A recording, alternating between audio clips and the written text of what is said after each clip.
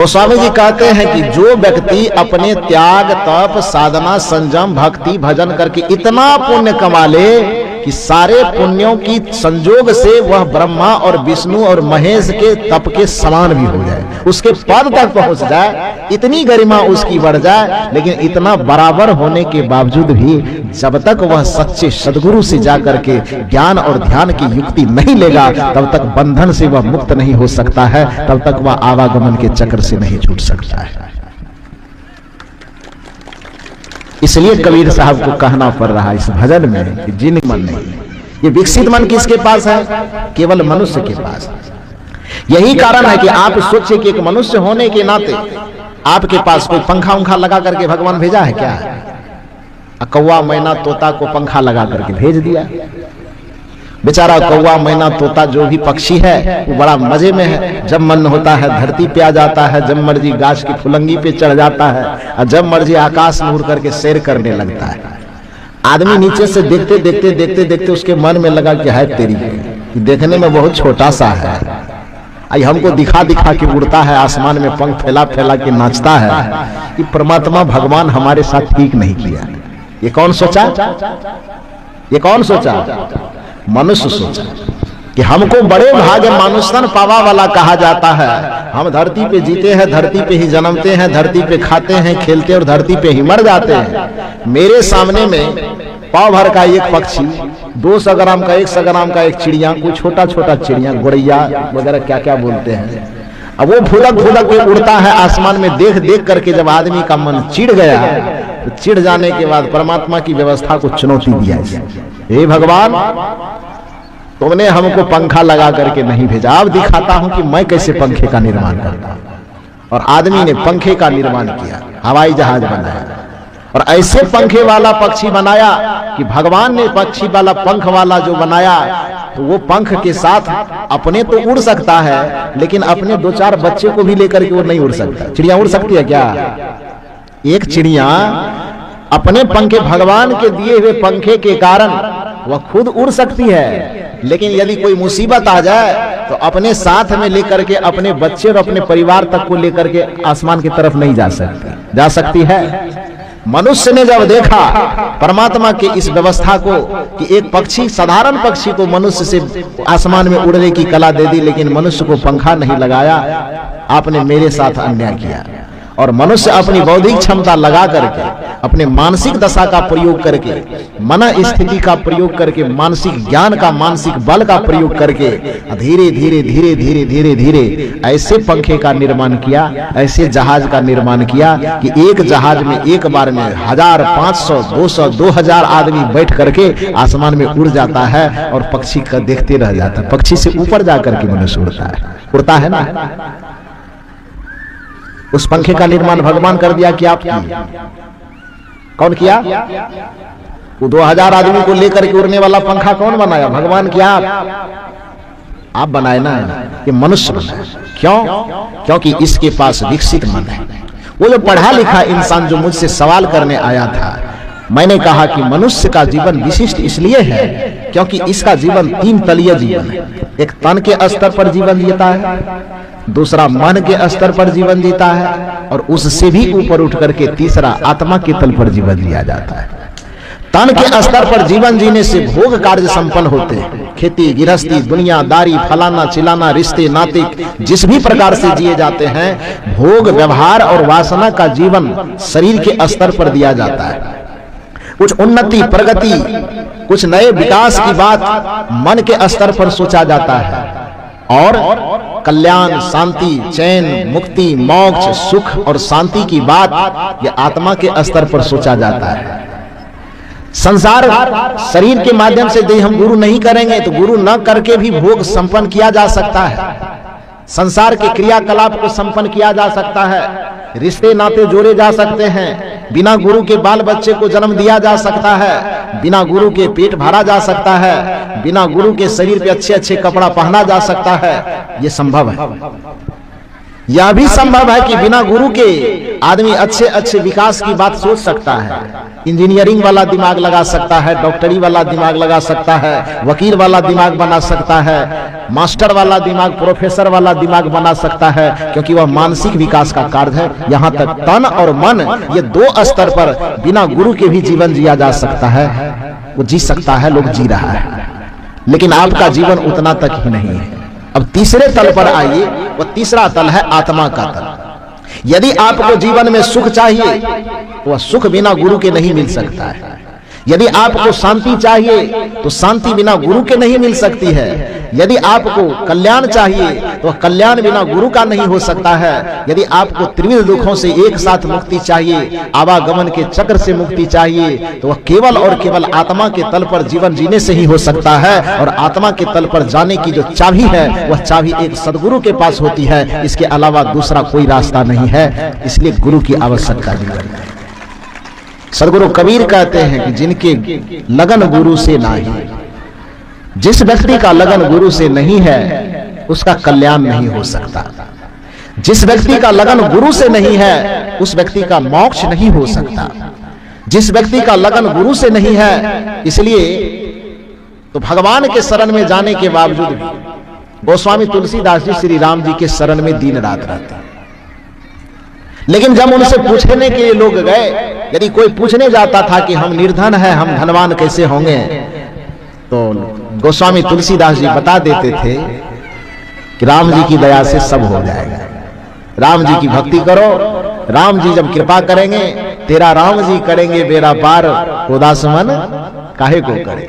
कोई निराश व्यक्ति, कोई उदास व्यक्ति, कोई हताश व्यक्ति जब जाता था अपनी निर्धनता का रोना रोने के लिए, अपने शरीर के रोग का लेकर के, समस्या लेकर के, या और दुनियादारी के कोई दुख व्याधि लेकर के जब जाता था गोस्वामी तुलसीदास जी के पास, गोस्वामी जी से निवेदन कर ले कि आप प्रभु श्री राम के भक्त हैं, सुनते हैं कि भगवान आपके सामने आते हैं, भगवान आपके माध्यम से दुनिया की समस्या सुनते हैं, मेरी ये समस्या है, कैसे दूर होगी। श्री राम जी ये तुलसीदास जी आंख बंद करते थे और एक पद गुनगुनाते थे, तेरा राम जी करेंगे बेड़ा पार, उदास मैंने काहे को करे।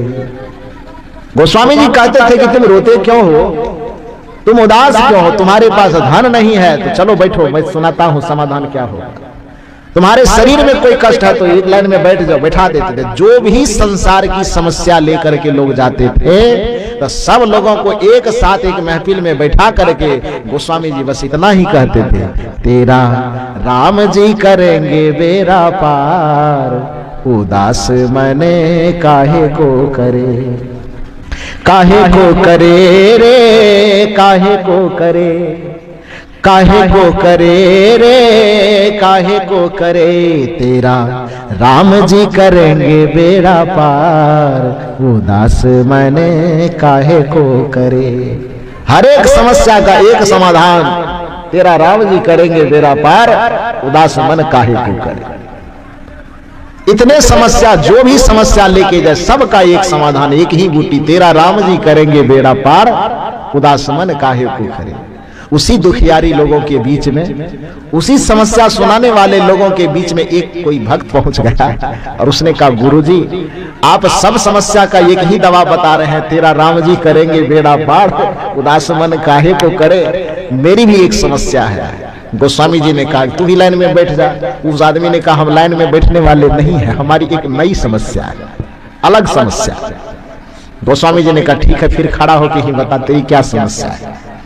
उस भक्त ने कहा कि हम भवसागर से मुक्ति चाहते हैं, हमारी समस्या पेट को लेकर के नहीं है, हमारी समस्या जमीन जायदाद घर मकान को लेकर के नहीं है, हमारी समस्या रिश्ते और संबंध को लेकर के नहीं है, हमारी समस्या है कि हम दुखों से सर्वथा मुक्ति चाहते हैं। हमारी समस्या यह है कि हम भवसागर से मुक्ति चाहते हैं, हमारी समस्या यह है कि हम जन्म मरण के बंधन से मुक्त होना चाहते हैं, हमारी समस्या यह है कि मृत्यु के मुख से बच करके हम मोक्ष के पद को, निर्वाण पद को, कैवल्य पद को पाना चाहते हैं, कैसे प्राप्त करेंगे। गोस्वामी तुलसीदास जी जो सभी समस्या के लिए एक ही बूटी दे रहे थे, तेरा राम जी करेंगे बेड़ा पार, उदास मैंने काहे को करे। अब जैसे ही यह समस्या गई, कि हमको भवसागर से पार होना है, हमको दुखों से सर्वथा मुक्त होना है, आत्मा को समस्त बंधनों से छुड़ाना है, मोक्ष प्राप्त करना है, कैवल्य और निर्वाण प्राप्त करना है। गोस्वामी जी के मुंह से जो बूटी निकल रही थी आशीर्वाद की, उस पे ब्रेक लग गया, हार्ड ब्रेक। वो भी साधारण ब्रेक नहीं कि यहां लिए तो खिसक के 4 कदम आगे जाएगा, पूरा हार्ड ब्रेक लगा, डिस्क ब्रेक जिसको कहते हैं आज की भाषा कहते हैं ना, वो ब्रेक लगाया। सन्नाटा छा गया। जो अगल बगल गोस्वामी तुलसीदास जी के जो चेले चपाटी बैठे हुए थे, उसने कहा गुरुजी अभी तक लाखों आदमी आपके पास कुछ न कुछ दुख तकलीफ समस्या लेकर के आया, और सबको मैंने यही कहते सुना, सबको आपने यही आशीर्वाद दिया कि तेरा राम जी करेंगे बेड़ा पार, उदास मन काहे को करे। तो सबको जब यही कह रहे थे, तो लाखों आदमी के लिए जब एक ही दवा है, तो ये एक अजूबा आदमी आया, इसको भी यही बात कह दीजिए। गोस्वामी तुलसीदास जी मुंह पे उंगली इशारा करते, चुप रहो, ये मामला राम जी से नहीं हो सकता, ये ऐसी समस्या लेकर के आया है कि राम जी की बात कौन कहे, राम जी का नाना भी नहीं कर सकता। तब कौन करेंगे? ये मैं नहीं कह रहा, आप ये मत समझिए कि केवल कबीरपंथी लोग ही ऐसा कहते हैं। चलिए वही ले जाता हूं जो दवाई जो इंजेक्शन आपके दिमाग पे काम करेगा। गोस्वामी तुलसीदास जी कहते हैं कि यहां राम जी का बेड़ा पार करना संभव नहीं है। तब गोस्वामी तुलसीदास जी कहते हैं यह ऐसी समस्या लेके आए, भवसागर से मुक्ति की समस्या का समाधान श्री राम के पास नहीं है। मुक्ति प्राप्त बंधन से मुक्त करने की समस्या का समाधान श्री राम के पास नहीं है। बैतरणी पार करने की समस्या का समाधान श्री राम के पास नहीं है। तो लोगों ने पूछा कि गोस्वामी जी तब इसका उपाय कुछ? गोस्वामी जी कहते हैं बिना गुरु भावानिधि तराए न कोई। ये पंक्ति जानते हैं कि नहीं? ये पंक्ति रामचरितमानस की है ना, गोस्वामी जी कहे हैं ना। और कबीर साहब पर इल्जाम मत लगाइए कि घूस घास दे करके पंक्ति घुसा दिया होगा, ऐसा नहीं है। गोस्वामी तुलसीदास जी कहते हैं कि धन की समस्या राम जी के पास भेजो, पद की समस्या आवे राम जी के पास भेजो, तन और मन के स्तर की समस्या आवे तो राम जी की दया से सब बेड़ा पार हो जाएगा। लेकिन आत्मा के स्तर की जब भी कोई समस्या आएगी, आत्मा को बंधन से मुक्त करने की यदि कोई समस्या और समाधान की बात होगी, तो वहां राम जी या ब्रह्मा जी या विष्णु जी की कृपा कोई काम नहीं करेगी। वहां केवल एक समाधान है, बिना गुरु भावानिधि तराए न कोई। तर्क देखिए, कबीर का तर्क नहीं है, तुलसीदास जी का तर्क है।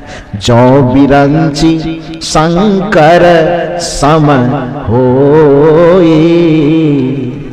गोस्वामी जी कहते हैं यहां तो भगवान शंकर ब्रह्मा विष्णु के भगत होने की बात कौन कहे? भगत तो थोड़ा दर्जा नीचा हो गया। गोस्वामी जी कहते हैं कि किसी के पास इतनी तपस्या हो, इतना त्याग हो, इतना वैराग, इतना संयम हो कि वह ब्रह्मा विष्णु और महेश यानी शिव के समान भी हो। सम माने, सम के मतलब क्या होता है? नीचा। सम का मतलब बराबर। के लगन गुरु से नाही, तेनर शुकर स्वान समान सम, बिरथा जन्म गवाही जिनकर लगन गुरु से नाही। जिस व्यक्ति का लगन, जिस व्यक्ति का संपर्क सद्गुरु से नहीं है, वह व्यक्ति मनुष्य का शरीर तो पाया है, लेकिन वह मनुष्य की तरह जी नहीं पाएगा। वह भौतिकता के तल पर, वह शरीर के तल पर, वह विशेष से विशेष करेगा तो मन के तल पर, शरीर और मन के तल पर जीते जीते ही संसार से चला जाएगा। आत्मा के तल तक वह पहुंच ही नहीं पाएगा। और जब तक आत्मा के तल पर व्यक्ति नहीं पहुंचेगा, तब तक दुखों से आत्यंतिक निवृत्ति, आवागमन से छूटने का कोई उपाय नहीं हो सकता। तो वो सज्जन जो सुपौल जिला की मैं बात सुना रहा था, उसने जो अपनी समस्या रखी, मैंने कहा कि माता पिता निश्चित ही आदरणीय है, माता पिता निश्चित ही हमारे लिए पूजनीय है, माता पिता निश्चित ही हमारे लिए, उनके चरण हमारे लिए वंदनीय है। लेकिन माता पिता का जो जीवन है वो हमारे शरीर से जुड़ा हुआ है। माता पिता का जीवन हो चाहे पति पत्नी का जीवन हो, एक पत्नी के लिए पति जरूर आदरणीय है, आदर जरूर करना चाहिए। इस मामले में कहा गया है कि पत्नी के लिए पति परमेश्वर है, क्योंकि उसके तन मन सबकी सुरक्षा पति करता है। पति ही उसके खाने की व्यवस्था करता है, पति ही उसके पहनने की व्यवस्था करता है, पति ही उसके जीवन के सभी सुरक्षा की व्यवस्था करता है, पति ही उसके मान सम्मान इज्जत और प्रतिष्ठा की रक्षा करता है। इस मामले में पति आदरणीय है। लेकिन गुरु से पति की कोई तुलना नहीं हो सकती। पति का जीवन तन और मन के स्तर पर है, माता और पिता का जीवन हमारे लिए तन और मन के स्तर पर है। इसलिए एक मामले में माता पिता चूंकि हमारे जीवन दाता हैं, इसलिए माता पिता हमारे लिए श्रद्धेय हैं, आदरणीय है, पूजनीय है। पति पत्नी के लिए सब विधि सुरक्षा प्रदान करने वाले हैं, इसलिए प्रत्येक पत्नी के लिए पति आदरणीय है, सम्मानीय। ध्यान दीजिए, ये एक तरफा डिग्री नहीं होना चाहिए। ये मत समझिए कि पत्नी के लिए यदि पति परमेश्वर है तो सब पति के लिए पत्नी खाली पैर के जूती है, ये भी मत समझिए। यदि पत्नी के लिए पति देव है तो पति के लिए प्रत्येक पत्नी देवी है, यह भी ध्यान दीजिए। यदि लाज और शर्म न लगे तो मैं तो कभी कभी कहा करता हूं कि यदि पत्नी प्रत्येक दिन सुबह सुबह जग करके पति का पैर छू के प्रणाम करे तो मेरे समझदारी से तो ये होना चाहिए कि पति को भी बेचारे को कभी कभी झुक के पत्नी को प्रणाम कर लेना चाहिए, क्योंकि दोनों का योगदान। आप हंस क्यों रहे? प्रैक्टिकल करके देखिएगा, जीवन खुशहाल हो जाएगा। क्योंकि एक पुरुष के जीवन में दो स्त्री का महत्वपूर्ण योगदान है, एक मां का और एक पत्नी का। मां का आदर इसलिए करना चाहिए क्योंकि मां आपको जन्म दिया है। ध्यान दीजिए मेरी बात पर। दो स्त्री इस संसार में, स्त्री के दो रूप इस संसार में ऐसे हैं जो एक मनुष्य के लिए, एक पुरुष के लिए परम अनिवार्य है। वह कैसे? तो एक मां हमारे लिए इसलिए आदरणीय है क्योंकि मां हमको जन्म दे करके इस धरती पे लाई है, हमको जन्म दी और इस धरती पर लाई। तो मां ने हमको जन्म दिया। और पत्नी एक ऐसी स्त्री का रूप है जो हमारे जीवन को संवारने के लिए जन्म लिया है। मेरी बात को समझे कि नहीं? मां स्त्री का वह रूप है जो एक पुरुष को जन्म दे करके इस धरती पर लाती है, और पत्नी स्त्री का एक ऐसा रूप है जो एक व्यक्ति के संपूर्ण जीवन को संवारने के लिए ही वो जन्म लेकर के आती है। समझ रहे हैं ना? पत्नी का अपना जीवन में क्या होता है? यहां तक कि बच्चे जन्म लेते हैं तो बेचारे पति के ही नाम से होता है, पत्नी के तो नाम से नहीं होता है। आजकल जमीन जगह लोग खरीदने लगा है तो थोड़ा पत्नी के नाम पे चढ़ाने लगा है, वो भी चालाकी करने के लिए कि भैया हिस्सेदारी ना बांट ले, इसलिए पत्नी के नाम पे रजिस्ट्री कर देता है। नहीं तो पहले ये कहां करता था। एक स्त्री बहुत सुंदर सवाल किया है पति वर्ग के लोगों से, पुरुष वर्ग के लोगों से। उन्होंने कहा कि सोचो, एक स्त्री के जीवन के बारे में जरा सा सोच करके देखो कि एक स्त्री इस संसार में मनुष्य का जन्म तो लेकर के आता है, लेकिन अपने लिए वह जीवन कब जीती है। उदाहरण दिया उन्होंने कि हाथ होता है पत्नी का, इसमें पहना जाने वाला जो कंगन है वो किसके नाम का होता है? चूड़ी जो पहनती है माता लोग, ये चूड़ी ये कंगन किसके नाम का होता है? पति के नाम का होता है। चूड़ी कंगन श्रृंगार किसका है? पति का। मांग होती है स्त्री का, और इस मांग पे लगने वाला जो सिंदूर है वो किसके नाम का होता है? अब बोलिए ना जरा सा। पति के नाम का। गर्दन होती है स्त्री का, उसमें पहना जाने वाला जो मंगलसूत्र है वो किसके नाम का? वो सब चीज बोलते जाइए, एक के बारे में उठा के पटकेंगे बढ़िया से। पैर होता है पत्नी का, और उसमें जो पहना जाने वाला पायल है वो किसके नाम का होता है? पैर का जो अंगूठी जिसको बिछिया बोलते, बिछिया ही नहीं बोलते हैं, बिछिया बोलते हैं, उंगली होती है पत्नी का, और उसे पहने जाने वाला जो बिछिया होता है वो किसके नाम का होता है? चलिए और थोड़ा स्तर ऊपर ले जाइए। पेट कोख होता है, गर्भ होता है पत्नी का, लेकिन गर्भ में पलने वाला बच्चा जो होता है वो किसके नाम का होता है? किसके नाम का? पति के नाम का, यानी बच्चे के पिता के नाम होता है ना।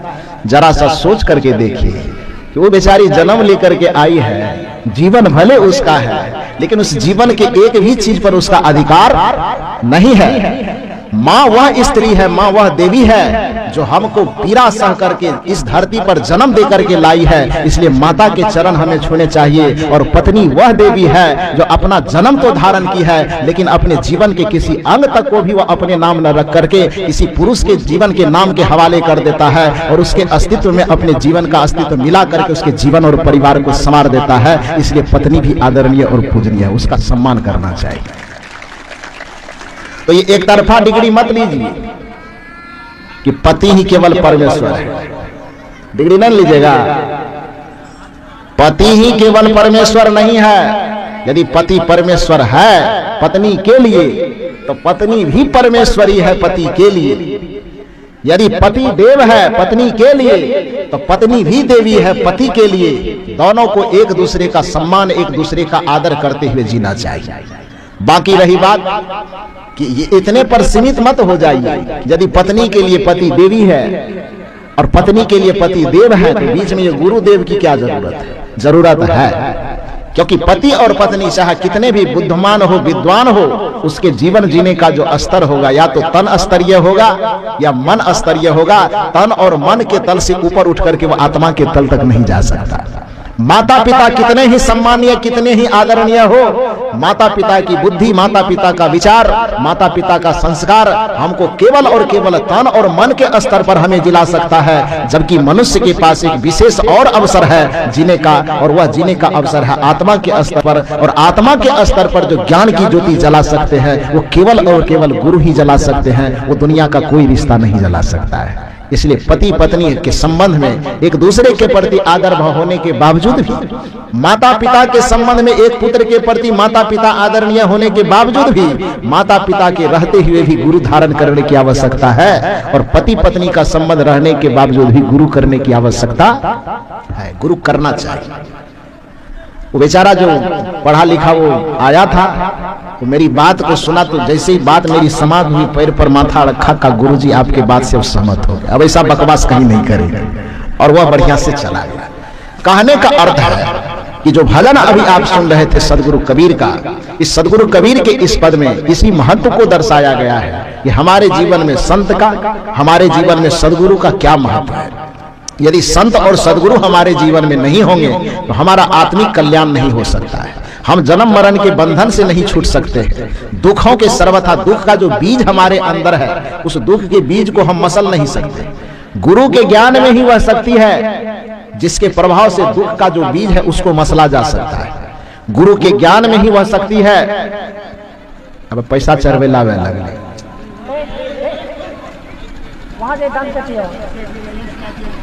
जाइए उधर।